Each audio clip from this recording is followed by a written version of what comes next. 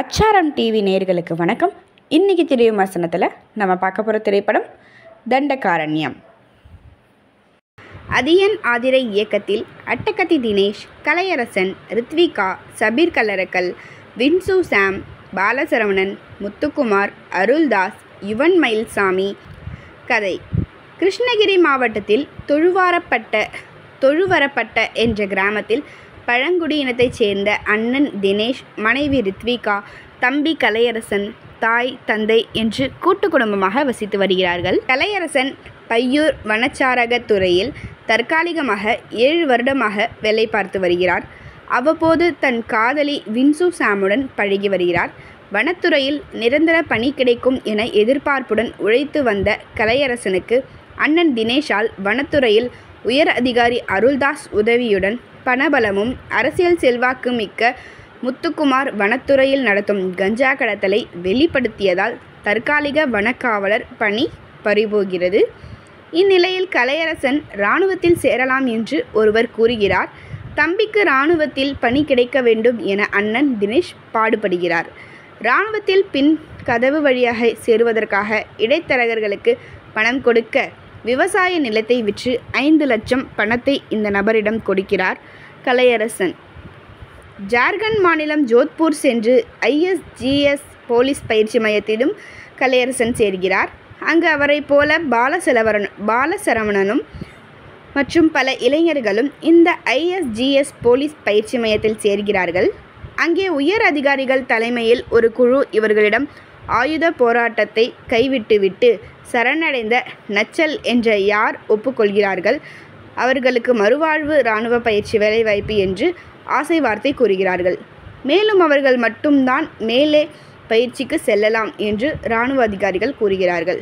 இப்போது வேறு வழியில்லாமல் அனைவரும் அதற்கு ஒப்புக்கொண்டு சரணடைந்த நக்சல்கள் என்ற உள்நுழைகிறார்கள்.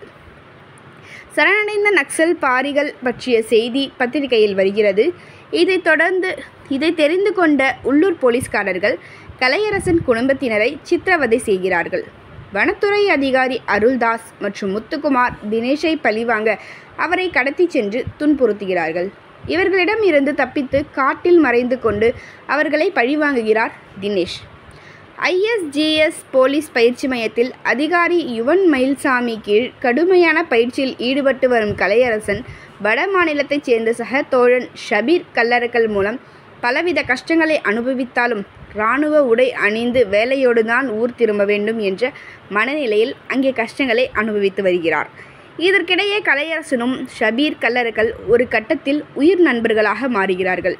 இந்நிலையில் மாநில சட்டமன்ற தேர்தல் வருவதால் வெளியே நக்சல் பாரிகளால் ஏற்படும் பிரச்சனையை சமாளிக்க சரண் அடைந்தவர்களை இராணுவ அதிகாரிகள் போலி என்கவுண்டர் செய்து பலி கொடுக்க திட்டமிடுகிறார்கள்.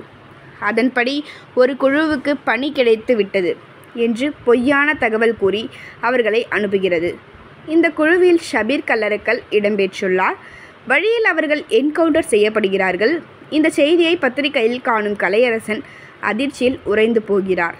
அந்த இடத்திற்கு வருபவர்கள் உயிரோடு எங்கும் செல்ல முடியாது என்ற உண்மையை தெரிந்து கொள்கிறார்.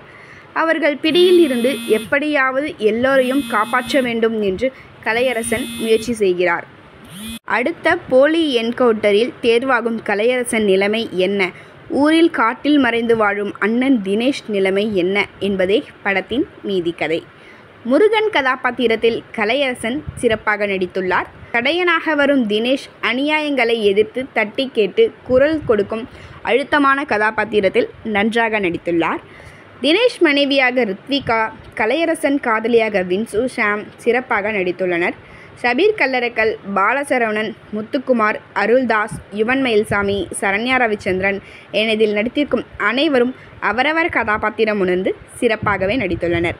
பிரதீப் கலைராஜாவின் ஒளிப்பதிவு படத்திற்கு வலு சேர்த்துள்ளது. ஜஸ்டின் பிரபாகரனின் பாடல்கள், இசையும் பின்னணி இசையும் படத்திற்கு கூடுதல் பலம். இயக்குனர் அதியன் ஆதிரை நக்சலைட் மோசடி பற்றிய உண்மையான கதையை தமிழ் சினிமாவில் இதுவரை சொல்லப்படாத ஒரு புதிய கதையை உணர்வுபூர்வமாக எல்லாரும் ரசிக்கும்படி சொல்லியிருக்கிறார். பாராட்டுக்கள். நன்றி.